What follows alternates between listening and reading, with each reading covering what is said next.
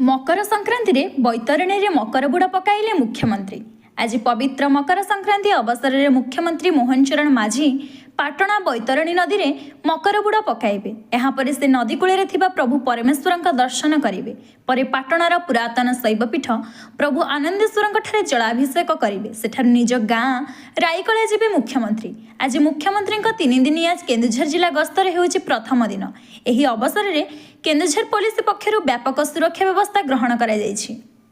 संस्कृति परंपरा हिंदू धर्म बड़ ये मकर संक्रांति दर्शन कौन करेंगे? आज हूँ पवित्र मकर संक्रांति। से शुभ अवसर रे आज मु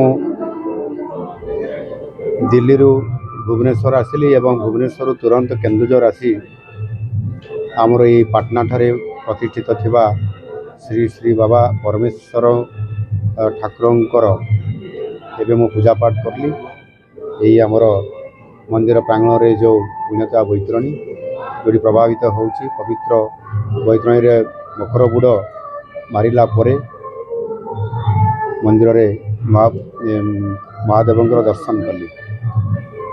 केन्दुझर जिलार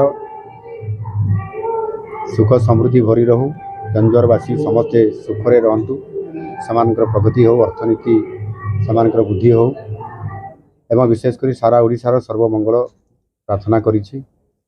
निश्चित भाव बाबा समस्त को सुरक्षा दियंतु एवं ओडिशार सर्वमंगल विधान करंतु एवं ओडिशा रे सुख शांति भरपूर रहू ये प्रार्थना करिछि। Bureau report time TV.